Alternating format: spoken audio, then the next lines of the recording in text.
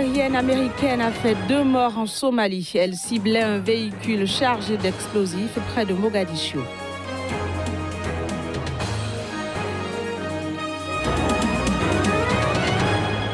Tension en RD Congo, l'église catholique est montée au créneau pour dénoncer ce mardi la répression des manifestations.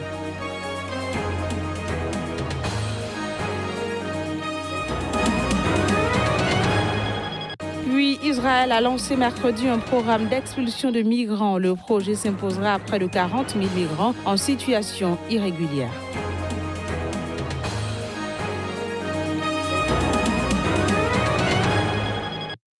Voilà pour le sommaire, chers amis téléspectateurs, bonjour et bienvenue sur Sika TV. Les États-Unis ont annoncé avoir détruit ce mardi un véhicule chargé d'explosifs près de Mogadiscio en Somalie. La frappe aérienne américaine a fait 2 victimes. Il s'agit de militants islamistes Shebab. Voici le reportage. Cette frappe aérienne a été menée le 2 janvier à la première heure à environ 50 km de la capitale somalienne par les forces armées américaines en coordination avec le gouvernement fédéral somalien. Dans un communiqué, le commandement militaire américain pour l'Afrique a indiqué que 2 terroristes ont été tués au cours de ces frappes qui ont également détruit un engin explosif improvisé placé à bord d'un véhicule, ce qui a évité qu'il soit utilisé contre la population de Mogadiscio.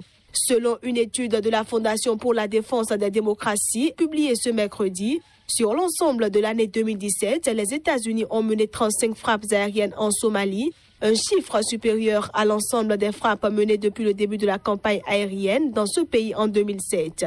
Toujours selon la Fondation pour la défense des démocraties, un centre de recherche de Washington, sur la base des chiffres de 2017, l'administration Trump apparaît mener une politique antiterroriste plus musclée que celle de son prédécesseur Barack Obama. En Ouganda, la loi supprimant la limite d'âge pour devenir président a été ratifiée la semaine précédente. Que pensent les Ougandais de cette décision? Élément de réponse dans ce reportage.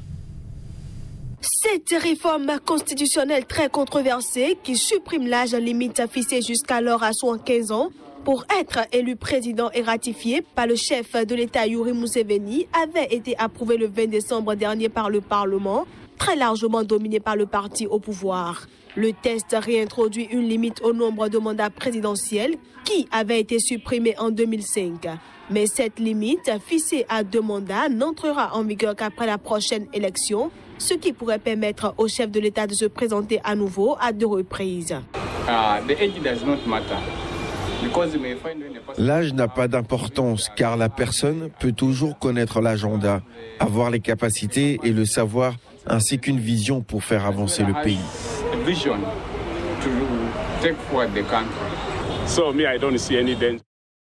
Je ne vois aucun danger dans cela.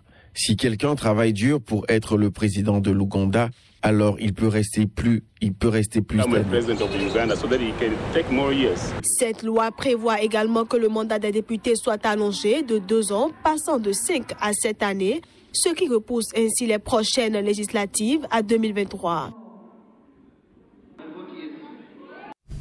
Situation tendue en République démocratique du Congo. L'Église catholique est montée au créneau ce mardi après la répression des marches à l'appel du comité des laïcs chrétiens. L'archevêque de Kinshasa a dénoncé les actes posés par les forces de sécurité, des actes qu'il qualifie de barbarie. La conférence épiscopale et la nonciature ont également communiqué plus de précisions à travers cet élément. Le cardinal Monsengo s'est indigné et a dénoncé des tirs à balles réels et à bout portant, vols dans les églises, et ce, alors que la police assure n'avoir fait aucun mort dans le cadre de ces manifestations et avoir agi avec professionnalisme. L'archevêque de Kinshasa parle d'un accord politique de la Senko violé volontairement d'intérêts occultes, comme par exemple le maintien au pouvoir par des méthodes anticonstitutionnelles. Nous voulons un Congo des valeurs et pas des antivaleurs, a-t-il conclu. La Senko, elle, avait choisi un autre angle d'attaque. Dans son communiqué, la conférence épiscopale a dénoncé des manœuvres visant à diviser l'épiscopat. en ligne de mire ces paroles déformées par certains médias ou acteurs en amont de ces marches visant à donner l'impression qu'un évêque ou un autre était contre ces initiatives. Mais son secrétaire général, l'abbé Donatien Ntcholé, est formel. Les évêques sont unanimes et aucun n'a désapprouvé ces marches. En attendant la prise de parole des prélats congolais, la nonciature avait tenu à rappeler 2 points. D'abord, le fait qu'il existe une doctrine sociale de l'Église qui promeut la justice sociale, permet la défense des droits civils et politiques, mais qu'au-delà de ça, le pape n'a ni à approuver ni à désapprouver ces marches et autres initiatives. L'archevêque de Kinshasa aurait été mieux inspiré de reconnaître, contrairement à son affirmation, que le malaise sociopolitique que traverse notre pays n'a pas pour origine une prétendue application de l'accord de la Saint-Sylvestre, a pour sa part déclaré Lambert Mende, porte-parole du gouvernement congolais. Recrudescence des tueries perpétrées par des éleveurs nomades Peuls contre des fermiers dans l'est du Nigeria. Environ 1 millier de personnes ont envahi Makurdi. Il s'agit de la capitale de l'état de Benue pour protester contre cet état de choses. Voici les détails. Le mouvement populaire s'est tenu mercredi à Makurdi, au Nigeria. En effet, 1 millier de jeunes se sont rassemblés, d'abord en bloquant l'autoroute, puis sur un rond-point de Makurdi en brûlant des pneus. D'après Hélène Tété, directrice d'une ONG locale, Community Links and Human Empowerment Initiative, qui s'associe au mouvement populaire, des manifestants demandent à la présidence d'agir.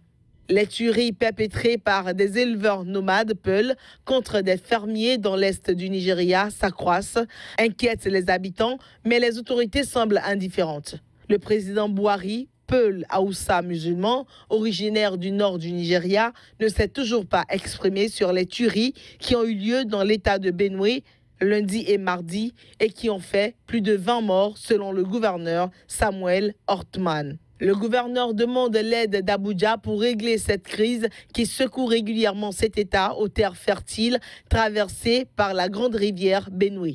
Les tueries surviennent habituellement entre décembre et mars, à la fin de la saison des pluies, alors que les éleveurs nomades arrivent en grand nombre pour faire paître leurs milliers de têtes de bétail. Direction le Togo, où le président Faure Gnassingbé a réitéré mercredi soir en présentant ses vœux sa volonté de dialoguer avec l'opposition. Objectif, mettre fin à la crise politique et sociale qui agite le pays depuis le mois de septembre. Voici les détails.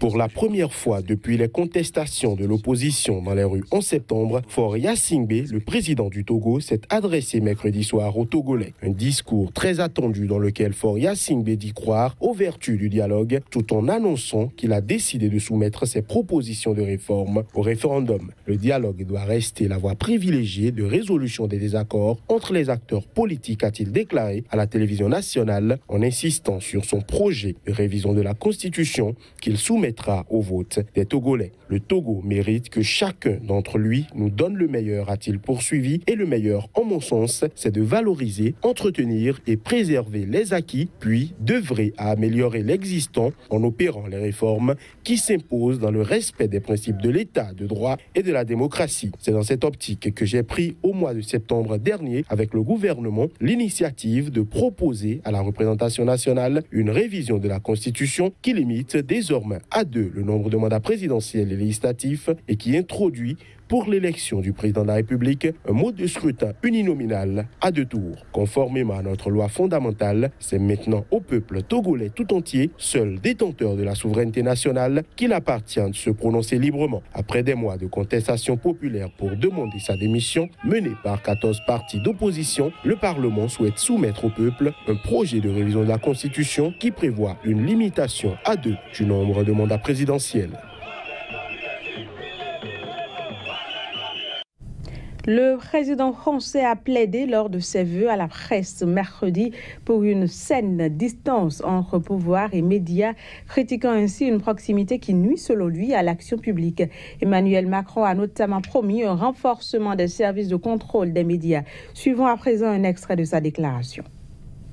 Les pouvoirs du régulateur, qui seront par ailleurs profondément repensés durant l'année 2018, seront accrus pour lutter contre toute tentative de déstabilisation par des services de télévision contrôlés ou influencés par des États étrangers. Cela permettra au CSA repensé notamment de refuser de conclure des conventions avec de tels services, en prenant en compte tous les contenus édités par ces services, y compris sur Internet. Cela lui permettra aussi, en cas d'agissement de nature à affecter l'issue du scrutin, que cela soit en période préélectorale ou électorale, à suspendre ou annuler la convention. Et la proximité à laquelle nous avions pu parfois nous habituer, je pense, n'était bonne ni pour le pouvoir politique, ni pour l'exercice du métier de journaliste. Parce qu'elle a consisté parfois à donner plus de place à des propos d'antichambre qu'aux propos tenus de manière officielle. C'est encore parfois le cas lorsque ces propos d'antichambre continuent d'exister. Ce n'est pas une bonne règle démocratique.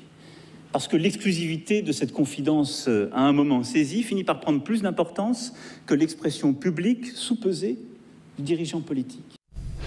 Israël a annoncé mercredi le lancement d'un programme d'expulsion de migrants. Le projet est destiné à imposer à près de 40 000 migrants en situation irrégulière de choisir entre leur expulsion ou leur incarcération. Les détails. Les migrants vivant à Tel Aviv auront désormais le choix entre la prison ou l'expulsion. Un nouveau programme initié par le gouvernement israélien et qui s'imposera à près de 40 000 migrants en situation irrégulière en Israël. La situation, telle que je la vois en ce moment, est très mauvaise et difficile. C'est comme si on nous échangeait. Je ne suis pas de l'Ouganda ou du Rwanda. Comment le Premier ministre peut-il décider d'envoyer des gens dans d'autres pays sans papier ni permis, sans rien, après 10 ans? Comment est-ce possible? Et c'est comme nous vendre en tant qu'esclaves.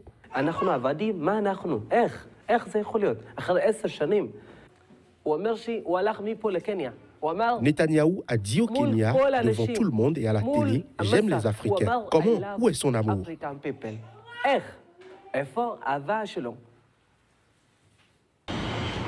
Israël a ouvert des centres de rétention dans le sud où près de 1500 migrants sont soumis à un régime de semi-liberté. Ces établissements vont fermer leurs portes et les migrants qui refuseront de partir seront envoyés en prison. Après le 1er mars, ils auront encore la possibilité de quitter volontairement Israël. Ceux qui refuseront seront emprisonnés.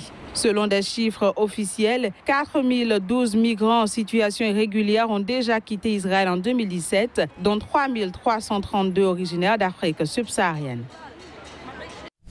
Direction le Pérou pour boucler cette édition où les secouristes ont continué ce mercredi à récupérer les corps des victimes de l'accident d'un autocar qui a fait au moins 50 morts et ce en chutant d'une falaise haute d'une centaine de mètres sur la côte pacifique.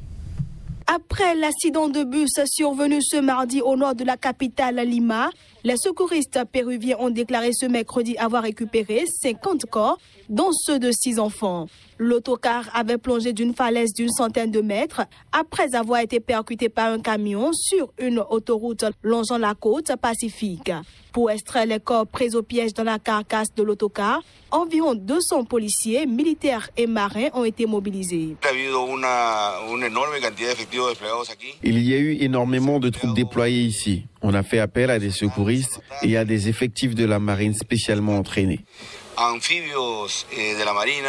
L'autoroute où s'est produit l'accident, considérée comme très dangereuse, est réservée aux camions et autocars. Les voitures doivent emprunter la route panaméricaine.